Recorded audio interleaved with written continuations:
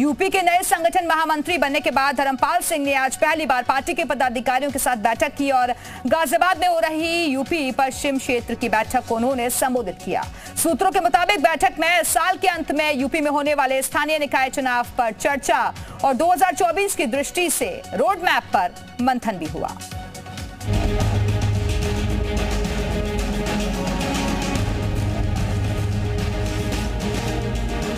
लोकसभा चुनाव में अभी 1.5 साल बाकी है।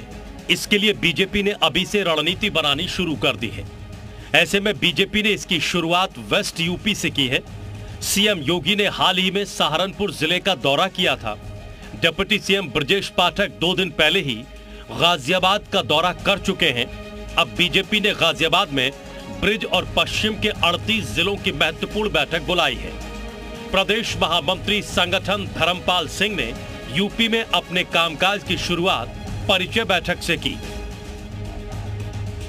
पदभार संभालने के बाद आज पहली बार धर्मपाल सिंह संगठन और सरकार के साथ चुनावी पटकथा लिखने बैठे।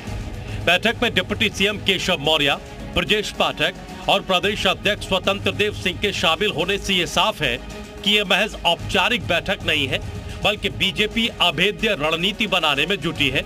और बैठक से पहले डिप्टी सीएम केशव प्रसाद मौर्य ने इस तरफ इशारा भी किया। 2024 की भूमिका फाइनल है, वो तो तय ही है। मोदी जी फिर से देश के प्रधानमंत्री बनेंगे। ये बड़े-बड़े मुंगेरीलाल के हसीन सपने देख रहे हैं, नींद खुलेगी तो सब गायब हो जाएंगे। इस बैठक में पश्चिम और ब्रिज क्षेत्र के 38 जिलों के जिला अध्यक्ष, जिला प्रभारी समेत सांसद, विधायक, एमएलसी शामिल हुए। धर्मपाल सिंह लंबे समय तक पश्चिम और ब्रिज क्षेत्र में रहते हुए अखिल भारतीय विद्यार्थी परिषद की जमीन बना चुके हैं। अब उन्होंने आज गाजियाबाद में संगठन को धार देने के लिए अपनी पहली बैठक की है। यूपी की 80 लोकसभा सीटों पर जीत हार के समीकरण से दिल्ली की ताजपोशी तय होती है। बीजेपी यूपी में क्लीन स्वीप का लक्ष्य साधने में जुटी है। वहीं समाजवादी पार्टी, आरएलडी, बीएसपी और कांग्रेस उसकी घेराबंदी कर रही है। बदली हुई रणनीति के तहत बीजेपी इस बार पश्चिमी यूपी और ब्रिज क्षेत्र पर खास फोकस रखेगी। ब्यूरो रिपोर्ट, जी मीडिया।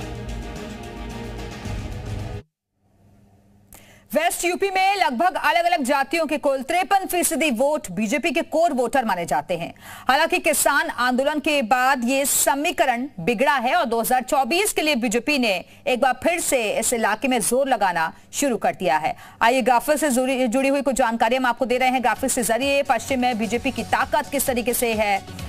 जात वोटर यहां पर 17% है। गुर्जर वोटरों की अगर हम बात करें तो ये 4% है। अगड़ी जाति के वोटर 18% हैं। गैर जाटव वोटर यहां 14% हैं। और अब यही समीकरण को साधने की पूरी कोशिश बीजेपी की तरफ से की जा रही है, यानी कि कुल मिलाकर 53%।